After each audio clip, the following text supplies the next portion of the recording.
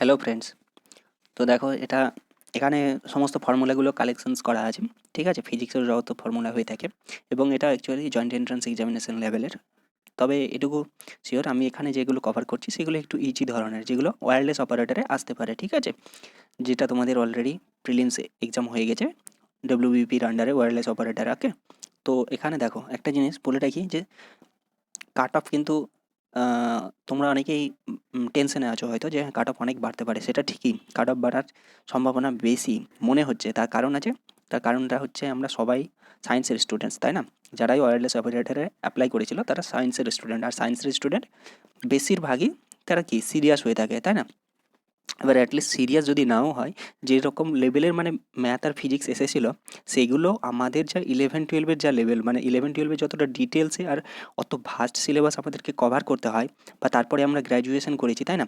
অথবা graduation masters ডিগ্রিও অনেকে করেছে।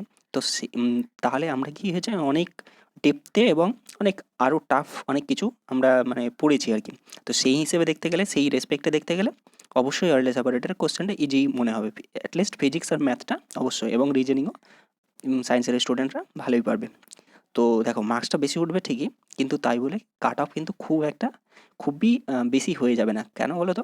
কারণ হচ্ছে এটা প্রিলিমস, এটা কোয়ালিফাইং নেচার। মানে দেখো এরপরে আবার মাঠ আছে, তাই না? এবার মাঠ আছে এবং আরও কটা স্টেপ দেখো। এরপরে মাঠ আছে, মাঠের পরে আবার মেন্স আছে, তারপরে আবার পার্সোনালিটি টেস্ট আছে। মানে আরও 3টে স্টেজ আছে যেখানে কি স্ক্রিন করা যাবে, মানে ক্যান্ডিডেটকে এলিমিনেট করা যাবে। তাহলে কি হচ্ছে, সেই জন্যে আমাদের একটা মিনিমাম একটা ক্যান্ডিডেট তো দরকার, তাই না? পরবর্তী স্টেপগুলোতেও তো আবার মানে কিছু জনকে রিজেক্ট করাতে হবে আর কি। তো সেই জন্যে কাট আপটা তোমরা এক্সপেক্ট করতে পারো 40-45 মতো। ঠিক আছে, জেনারেলে 40-45 মতো থাকলে মোটামুটি প্রিলিমস কোয়ালিফাই করে যাবে। তোমরা মাঠের জন্য প্রস্তুতি নাও, আর তার সাথে সাথে মেন্সের জন্য একটুখানি রিভাইজ করতে থাকো। ঠিক আছে, তো এখানে সেরকমই রিভাইজ পার্টটাই আমি কভার করতে যাচ্ছি। ঠিক আছে, ফর্মুলাগুলো আমি এখানে কিছু চ্যাপ্টার, মানে বেশিরভাগ চ্যাপ্টারই আমি অ্যাকচুয়ালি যেগুলো মানে সিলেবাসে রয়েছে ওয়্যারলেস অপারেটরে, সেগুলো প্রায় সবটাই কভার করার চেষ্টা করবো ফর্মুলা। ঠিক আছে, রিভিশন হয়ে যাবে তোমাদের। তো চলো দেখা যাক ফিজিক্স ফর্মুলাস। এখানে দেখো, তো আমাদের যেগুলো সিলেবাসে আছে, তো রেক্টিলিনিয়ার মোশন এটা আছে আমাদের, তাই না? প্রজেক্টাইল মোশন আছে, ভেক্টর আছে। ভেক্টর হালকা আছে, ভেক্টর সেরকমভাবে আলাদা করে উল্লেখ নেই, তবে প্রজেক্টাইল মোশনের সময় বা তোমার ভেক্টর হচ্ছে তোমার ওই রিলেটিভ মোশন, মানে রিলেটিভ ভেলোসিটি, ওই সমস্ত ক্ষেত্রে ভেক্টরের অ্যাপ্লিকেশন আছে হালকা। ঠিক আছে, তারপরে যে রিলেটিভ মোশন তো অবশ্যই আছে, নিউটনস লজ অফ মোশন আছে আমাদের, তাই না? আর ফ্রিকশন, দেখো ফ্রিকশন সেরকমভাবে নেই, অল্প আছে। ওয়ার্ক এনার্জি, পাওয়ার, এইটা খুব অনেকটা ডিটেলস আছে। ঠিক আছে, ফর্মুলাগুলো দেখতে হবে। সার্কুলার মোশন অল্প আছে। তো চলো এইগুলো আর ডিসকাস করে লাভ নেই। সিম্পল হারমোনিক মোশনটা আছে, ওয়েভটা আছে। ওকে, কারেন্ট ইলেকট্রিসিটি আছে। ঠিক আছে, চলো তো কয়েকটা কিছু ফর্মুলা আমরা চলে যাই ফর্মুলাতে। ঠিক আছে, তো এখানে দেখো, এখানে দাঁড়াও, না এইগুলো অতটা ইম্পর্ট্যান্ট না। হুম, এইগুলো তো আমাদের খুব বেসিক এবং জানা আছে নিশ্চয়ই। স্পিড, তো স্পিড কি হয়ে থাকে? স্পিড হচ্ছে distance travelled by time taken, তাই তো? Distance travel by time taken. Speed যখন আমরা ভেলোসিটি আসবো তখন ওটা হচ্ছে ভেক্টর রাশি। তো ভেক্টরের ক্ষেত্রে তখন আর ডিস্টেন্স ডিরেক্টলি ডিস্টেন্স মাপলে হবে না, তখন আমাদেরকে কী করতে হবে? ডিসপ্লেসমেন্ট, তাই তো? সো ভেক্টর যখন কোয়ান্টিটি নিয়ে আসবো তখন ডিসপ্লেসমেন্ট, ওটা ভেক্টর হয়ে গেল। ডিসপ্লেসমেন্ট বাই টাইম, সেটা হয়ে যাবে হচ্ছে ভেলোসিটি। ওকে, ওকে, সো এইগুলো ওকে। এখানে দেখো এই গ্রাফগুলো একটুখানি টাচ করে যায়। গ্রাফগুলোর ক্ষেত্রে কী হয়ে থাকে, যে গ্রাফের যে স্লোপ, ঠিক আছে, স্লোপ বা নতি যেটা হয়ে থাকে, সেটা কী ইঙ্গিত করে? সেটা হচ্ছে ট্যান থিটা। ট্যান থিটা, থিটাটা অ্যাঙ্গেলটা কোনটা? থিটা অ্যাকচুয়ালি অ্যাঙ্গেলটা হচ্ছে যে পয়েন্টটাকে নিচ্ছি সেই পয়েন্টের হচ্ছে স্পর্শক বরাবর একটা রেখা টানবো, সেই পয়েন্টের স্পর্শক বরাবর রেখা। ঠিক আছে, সেই রেখাটা এবং এক্স অ্যাক্সিস। ঠিক আছে, তো এই এক্স অ্যাক্সিস এবং ওই স্পর্শকের মধ্যেকার যে অ্যাঙ্গেলটা সেটা হচ্ছে থিটা, আর ওই থিটা যদি হয়ে থাকে সেটা হচ্ছে নতি কোণ। ওকে, আর ট্যান থিটা সেটা হচ্ছে স্লোপ বা নতি। ঠিক আছে, এবার স্লোপ বা নতির মাধ্যমে আমরা কি বলতে পারি? ধরো এই ক্ষেত্রে এই বাম দিকেরটা, ঠিক আছে, নিচে যে এই যে এক্সটি গ্রাফ আছে সেটা বাম দিকেরটা দেখো। তো বাম দিকেরটার ক্ষেত্রে কী হচ্ছে? স্লোপটা কনস্ট্যান্ট। কেন? কারণ হচ্ছে যে কোনো একটা পয়েন্ট নাও, সেইটার স্পর্শক মানে ওই রেখাটা বরাবরই হচ্ছে। আর যে এক্স অ্যাক্সিস সেটা তো সমান্তরালভাবে রয়েছে, মানে তোমার নিচে যেটা রয়েছে এক্স অ্যাক্সিস সেইটা তো অপরিবর্তিত। তাহলে তাদের মধ্যেকার অ্যাঙ্গেলটা কী হচ্ছে? কনস্ট্যান্ট হয়ে যাচ্ছে, অ্যাঙ্গেল কনস্ট্যান্ট হয়ে গেলে স্লোপটা কনস্ট্যান্ট হয়ে গেল। নিচেরটা পরেরটা দেখো ডান দিকেরটা, সেক্ষেত্রেও কনস্ট্যান্ট স্লোপটা, কিন্তু স্লোপের মানটা দেখো নেগেটিভ। কেন নেগেটিভ? কারণ হচ্ছে থিটা এর মান যেটা, সেটা আমাদের কিন্তু অ্যাকচুয়ালি কোন দিকে ঘুরছে দেখো, থিটা মাপতে গেলে মানে স্পর্শক থেকে এক্স অ্যাক্সিসের দিকে যদি ঘোরাই তাহলে কোন দিকে ঘুরছে, ক্লকওয়াইজ, তাই তো? স্পর্শক ভাবো, স্পর্শক থেকে এক্স অ্যাক্সিস, তাহলে ক্লকওয়াইজ, তো ক্লকওয়াইজ এই ক্ষেত্রে হচ্ছে নেগেটিভ ধরা হচ্ছে, ঠিক আছে? চলো, আর ওকে, এখানে উপরের দুটোর ক্ষেত্রে কিন্তু স্লোপ চেঞ্জ হচ্ছে, তাই না? স্লোপ হচ্ছে চেঞ্জ হতে রয়েছে, তাহলে স্লোপ চেঞ্জ হওয়া মানে কি, এখানে দেখো এবার যদি ওয়াই অ্যাক্সিস বরাবর ধরো ডিসপ্লেসমেন্ট দেওয়া হলো, এক্স অ্যাক্সিস বরাবর সময়, ঠিক আছে, টাইম, তাহলে ডিসপ্লেসমেন্ট বাই টাইম, সেটা কী বলে, ভেলোসিটি। এবার ভেলোসিটিটা কী হচ্ছে, ইনক্রিজ হচ্ছে অথবা ডিক্রিজ হচ্ছে, মানে স্লোপটা হচ্ছে ভেলোসিটি ইঙ্গিত করে, ঠিক আছে? স্লোপটা ডিওয়াই বাই ডিএক্সকে ইঙ্গিত করে। ওকে, চলো, এটা হলো, এই ফর্মুলাগুলো নিশ্চয়ই তোমাদের মনে আছে, ঠিক আছে? V equals to u plus at, যেখানে হচ্ছে final velocity is v, initial velocity u, acceleration a, and time taken is t. Okay, likewise s equals to u t plus half at square, ঠিক আছে? তারপরে হচ্ছে তোমার s equals to u t plus half at square, এসটা হচ্ছে displacement, amount of displacement equals to initial velocity into time taken plus half into acceleration into time টেকেনের square. ওকে, তারপরটা হচ্ছে v square equals to u square plus 2as। এখানে কি হচ্ছে, এখানে হচ্ছে ফাইনাল ভেলোসিটি যেটা v square equals to initial velocity u and acceleration a and s. Okay, ঠিক আছে, এইগুলো হয়ে যাবে আশা করছি তোমাদের। তারপর তো তবুও যদি প্রবলেম থাকে কমেন্টে বলবে, আমি অন্য একটা ভিডিওতে ডিসকাস করে দেবো, ঠিক আছে? দেখো এই ফর্মুলাগুলো একটুখানি আমাদেরকে মনে রাখতে হবে, ঠিক আছে? টাইম অফ ফ্লাইট মানে হচ্ছে প্রজেক্টাইল মোশনের ক্ষেত্রে কী হয়, আমরা একটা অ্যাঙ্গেলে মানে তোমার হচ্ছে অনুভূমিক তল যেটা আছে, অনুভূমিক তল, ঠিক আছে, মানে আর্থের যে সারফেস অনুভূমিক তল, সেটার থেকে একটা অ্যাঙ্গেল করে, ঠিক 90 ডিগ্রি নয় বা 90 ডিগ্রিও হতে পারে, ঠিক আছে? তো এবার একটা অ্যাঙ্গেল করে আমরা যখন ছুড়ে দিচ্ছি কোনো বস্তুকে, তখন যে মোশনটা হচ্ছে, তার যে গতিপথটা হচ্ছে, সেটাকে প্রজেক্টাইল মোশন বলা হয়ে থাকে। ওকে, এবার প্রজেক্টাইল মোশনের ক্ষেত্রে অ্যাঙ্গেল যদি থিটা হয়, মানে যে বরাবর ছুটছি সেইটার সাথে এক্স অ্যাক্সিস মানে হচ্ছে তোমার অনুভূমিক তলের মধ্যেকার যে অ্যাঙ্গেল, সেটা থিটা যদি হয়, তাহলে টাইম অফ ফ্লাইট মানে হচ্ছে কতক্ষণ, মানে ওটা টাইম লাগবে, যেটা হচ্ছে যে টাইমে কী হবে, যখন ছুটলাম তখন থেকে আবার ফিরে আসছে আর্থের সারফেসে, এই টাইমটা, সেটা হচ্ছে time of flight. Okay, so সেটা হচ্ছে কি 2u সাইন থিটা বাই জি। এখানে ইউটা হচ্ছে ইনিশিয়াল ভেলোসিটি যেটাতে আমরা ছুড়ে দিচ্ছি, ঠিক আছে? আর ওই সাইন থিটা হচ্ছে অ্যাঙ্গেল অফ প্রজেকশন। ওকে, আর জিটা তো acceleration of due to gravity, ঠিক আছে?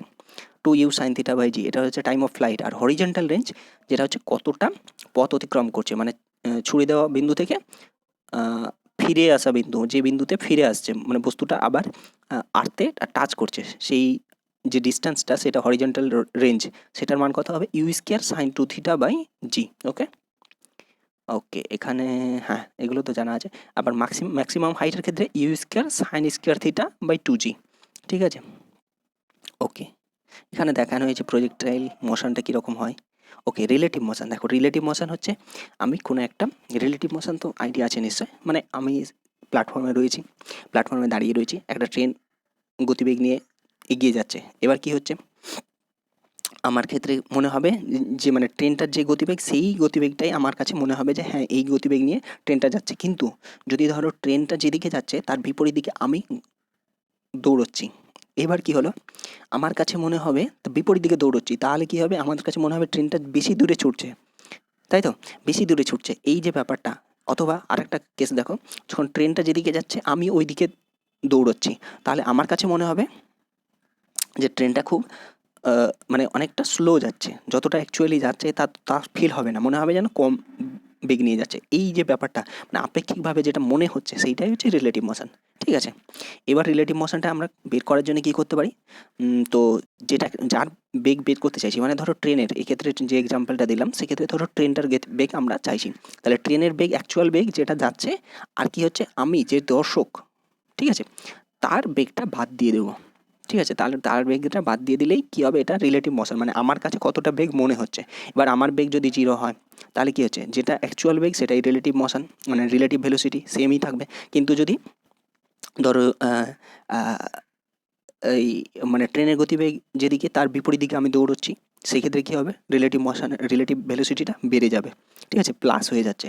আর যদি একই দিকে যাই তখন হচ্ছে মাইনাস হবে, মানে কমবে। ঠিক আছে, এইটা ওকে, ঠিক আছে, এইগুলো অতটা আসবে না, এগুলো অনেকটাই ডিটেলস, মানে জয়েন্ট এন্ট্রান্স লেভেলের। ঠিক আছে, তোমরা কোশ্চেন করবে, ঠিক আছে, কমেন্ট সেকশানে কোশ্চেন করো।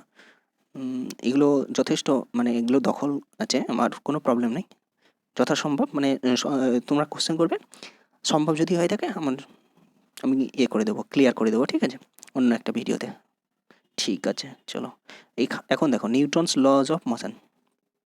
তাহলে নিউটনস লজ অফ মোশন 3টে ছিল, ঠিক আছে। প্রথম লজে কী হচ্ছিলো, বাইরে থেকে যদি বল প্রয়োগ না করি, বল যদি বাইরে থেকে প্রয়োগ না করা, বাইরে থেকে, কিন্তু শব্দটার মধ্যে একটা অর্থ লুকিয়ে আছে, যে বাইরে থেকে যদি বল না প্রয়োগ করি তবে স্থির বস্তু চিরকাল স্থির থাকবে এবং সচল বস্তু চিরকাল সমবেগে একই সরল রেখা বরাবর চলতে থাকবে।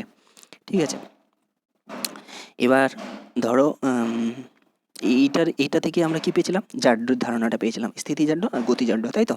এবার বাসে বসে আছি, তাহলে বাসের মধ্যে বসে আছি, ধরো বাসটা চলতে শুরু করলো, মানে বাসের বাইরে তো কেউ বল প্রয়োগ করেনি, তাই নয় কি, বাসের ভেতর থেকেই ওটা চলতে শুরু করেছে। এবার কি হচ্ছে, আমার উপরে তো বাইরে থেকে বল প্রয়োগ যদি না করে থাকে তাহলে আমি স্থির থাকার কথা, কিন্তু দেখো আমার পাটা যেহেতু স্পর্শে আছে, তাহলে পায়ের উপরে একটা টান অনুভব করছে, মানে যে পাটা যেই স্পর্শ মানে তলের উপরে রয়েছে, যে সারফেসের উপরে রয়েছে, সেই সারফেসটা চলতে চাইছে।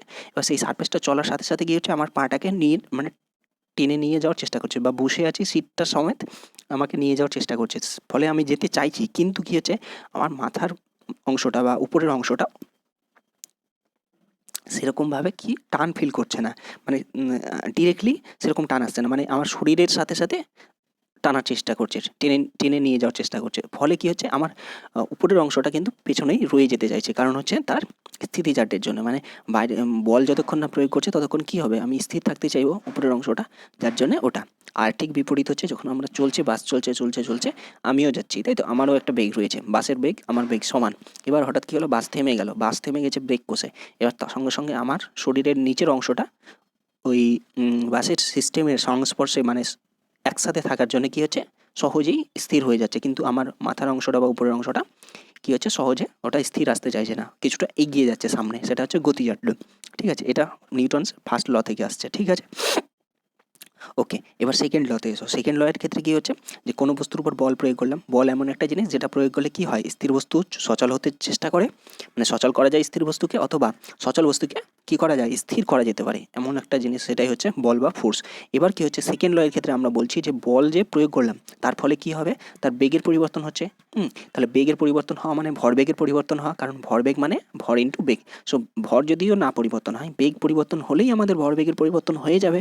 তাহলে এবার কি বলছি, যে আমরা যদি বাইরে থেকে বল যে প্রয়োগ করলাম, সেই বল প্রয়োগের মাধ্যমে ভরবেগের কতটা পরিবর্তন হবে, সেটা প্রপোর্শনাল রিলেশনশিপ একে অপরের সাথে, মানে যত বেশি বল প্রয়োগ করব তত কী হবে, ভরবেগের পরিবর্তনটাও বেশি হবে। তো এই রেটটা কী হচ্ছে, ভরবেগের পরিবর্তনের হারটা অ্যাকচুয়ালি সমানুপাতিক কার সাথে, বল প্রয়োগের সাথে। পরবর্তীতে দেখা যাচ্ছে যে এই পরিবর্তনের হারটা অ্যাকচুয়ালি শুধুমাত্র এই বলের উপরেই নির্ভর করে, মানে ভরবেগের পরিবর্তন কতটা হবে সেটা প্রযুক্ত বলের সাথে ইকুয়াল, যতটা বল প্রযুক্ত হবে ততটাই ভরবেগের পরিবর্তন হবে। সেখান থেকে আমরা পাচ্ছি F into M V minus M U.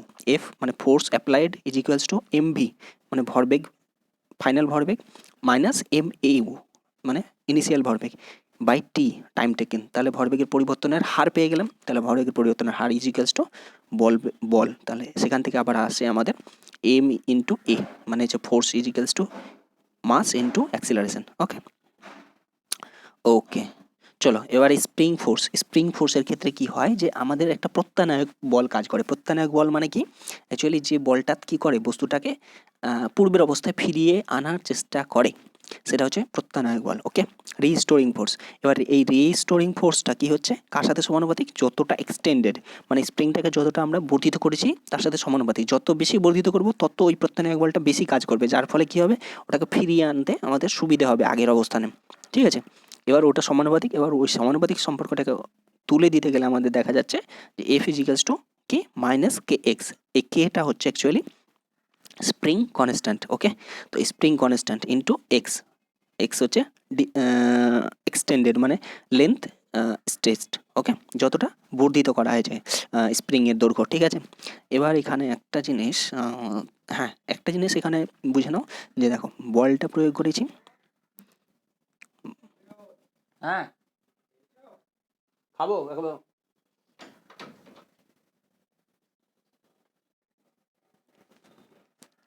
একটু পরে খাবো, রেডি হও।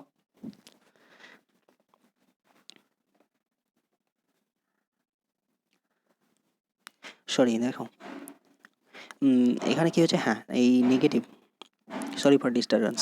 দেখো এখানে কি হচ্ছে, ফোর্সটা হচ্ছে হ্যাঁ ওই ফোর্সটা কি হচ্ছে, দেখো ফোর্স মানে ফোর্সটা অ্যাকচুয়ালি কোন দিকে কাজ করছে, মানে স্প্রিংটাকে আমরা এক্সটেন্ড করেছি লেন্থে। এবার লেন্থ এক্সটেন্ড হয়েছে যেদিকে, ফোর্সটা কিন্তু তার বিপরীত দিকে ফেরানোর চেষ্টা করছে, তাই না? ওই লেন্থটাকে কমানোর চেষ্টা করছে, যেটা বেড়ে গেছে, মানে যেদিকে এক্সের পরিমাণ যেদিকে, মানে যেদিকে বর্ধিত হয়েছে তার বিপরীত দিকে ফোর্সটা অ্যাপ্লাই হচ্ছে, যার জন্য এটাকে নেগেটিভ সাইন দেওয়া হয়েছে। ঠিক আছে, অপোজিট ডিরেকশন বোঝানোর জন্য। ঠিক আছে, তাহলে এফ ইজিক্যালস টু মাইনাস কে এক্স। ঠিক আছে, আচ্ছা হ্যাঁ এখানে দেখো, এখানে একটা ব্যাপার আছে যে তোমার এই দাঁড়াও, এইটা হ্যাঁ সিরিজ কম্বিনেশন আমরা এতে জানি, মানে রেজিস্ট্যান্সের ক্ষেত্রে সিরিজ কম্বিনেশনে কি হয়, যে রেজাল্ট্যান্ট রেজিস্ট্যান্স সেটা কি হয়ে যায়, অ্যাডিশন হয়ে যায়। মানে যে কটা রেজিস্ট্যান্স আছে, মানে তিনটে ধরো রেজিস্ট্যান্স আর ওয়ান আর টু আর আর থ্রি, তাহলে ইকুইভ্যালেন্ট যে রেজিস্ট্যান্সটা সেটা কত হবে, আর ওয়ান প্লাস আর টু প্লাস আর থ্রি সিম্পল যোগ হয়ে যায়, ওটা হচ্ছে সিরিজের ক্ষেত্রে। এবার শুধু মনে রেখে দেবে যে স্প্রিং কনস্ট্যান্টের ক্ষেত্রে অপোজিট হয়, মানে সিরিজে রেজিস্ট্যান্সের ক্ষেত্রে জাস্ট অ্যাডিশন, সেটা হয়ে যাবে স্প্রিংয়ের ক্ষেত্রে প্যারালেলে জাস্ট এডিশন হবে। আর সিরিজে স্প্রিংয়ের ক্ষেত্রে হয়ে যাবে 1/k equals to 1/k1 plus 1/k2 plus dot dot dot, means স্প্রিংয়ের ক্ষেত্রে সিরিজেরটা রেজিস্ট্যান্সের ক্ষেত্রে প্যারালেলের সাথে similar and vice versa. Okay okay, so this one, okay this is done, Newton's laws for a system. এটা ঠিক আছে, এটা হয়ে গেছে। চলো এই পর্যন্তই থাক, পরবর্তী চ্যাপ্টারগুলো আমি অন্য আরেকটা ভিডিওতে ডিসকাস করবো। ঠিক আছে, সো অল দ্য বেস্ট।